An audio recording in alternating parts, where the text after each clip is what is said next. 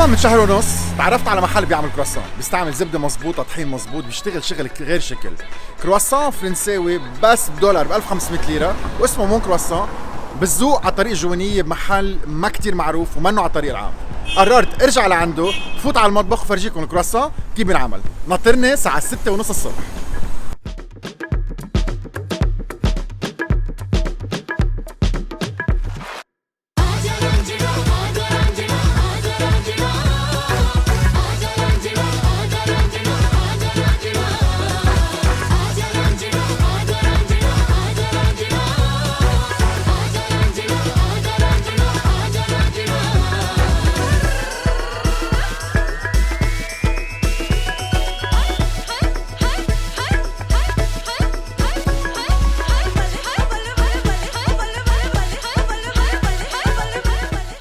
بلش الدواء بالكرواسون، مش حيالك كرواسون اللي فيه كنافه بقلبه. طلع قصيته بس لنشوف شو في بقلبه. الجبنه دايبه ماكسيموم، الكنافه هوم ميد، قرشه الكرواسون اسمعوا قبل ما بدلش حتى اقدشها، فيري فليكي.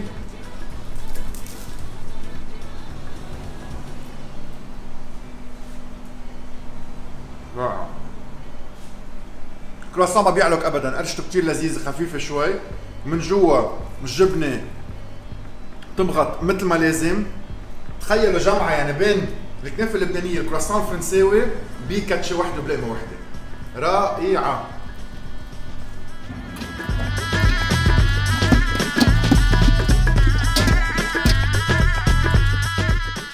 الكرواسون هو معمول من عجين عادي اللي هو حليب، ملح، سكر، خميره، بلبط، طحين، وفي طحين خصوصي للكرواسون بيجي هاي بروتين.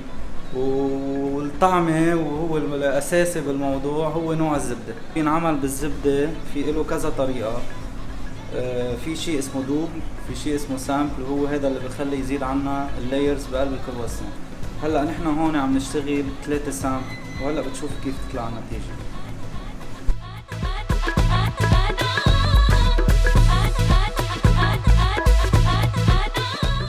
أهم شيء العجين ما يركب فوق بعضه، بده يكون على القد هيك مثل ما نكون شايفين. هلا حنعمل تاني سامبل.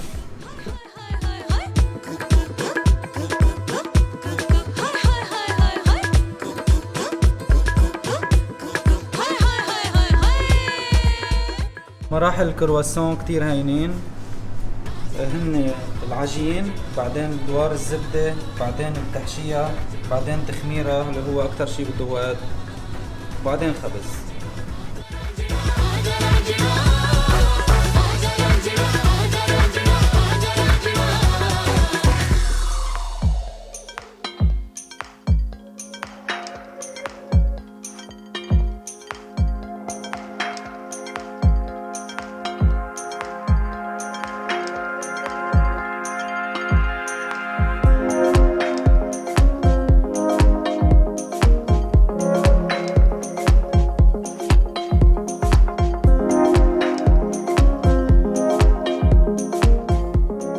مون كرواسون هو كرواسون ب 1500 ليره، فيري باتري، فيري فليكي، قرشته عظيمه، الهواء من جوا غير شكل، منه معجن، منه معلق، ومعمول بحب ماكسيموم من كتير بكي. هيدا كيك بعجين الكرواسون اسمه شوكليت بابكا.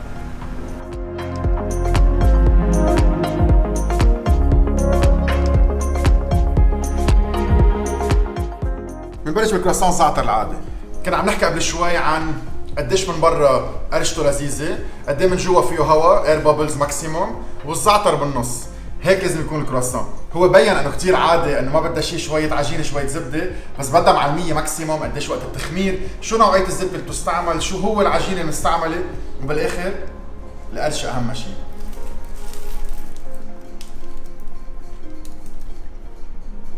روعه. لازم يترك شويه زبده على الايدين، لازم تكون قرشته من برا كتير حلوه، ومن جوا لازم يدوب شوي بلا ما يعلق.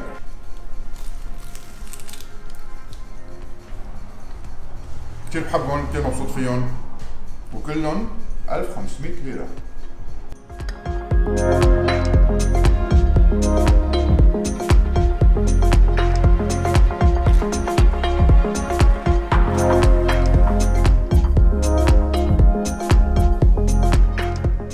هول شفتهم قد ايه كانوا صغار، بتصير دوبل ونص تقريبا بس تتخمر مزبوط وتاخد وقتها الطبيعي بالتخمير. وهول اذا شفتهم اللي جرحناهم بالسكينه، هول اللي بيعملوا لها الشكل تبعها اللي هو شكلها حيصير حلو، وهلا على الخبز حيصير احلى كمان.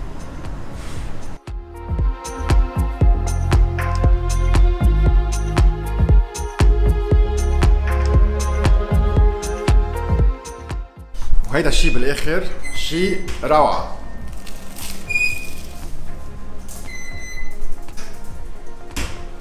واو،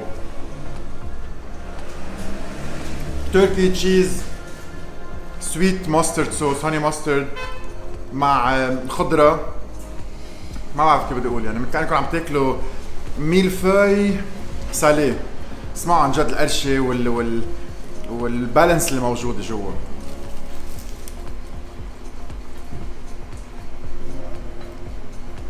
رائع رائع رائع.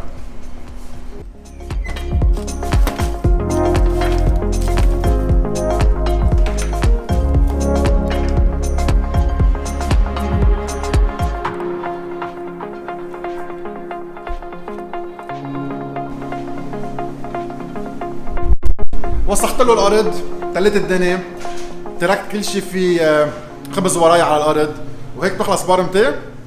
وان شاء الله تكونوا شفتوا شوي، تعلمتوا، انبسطتوا، ورح ترجعوا على الذوق تذوقوا الكرواسون وانا فايل ضحك على وجهي.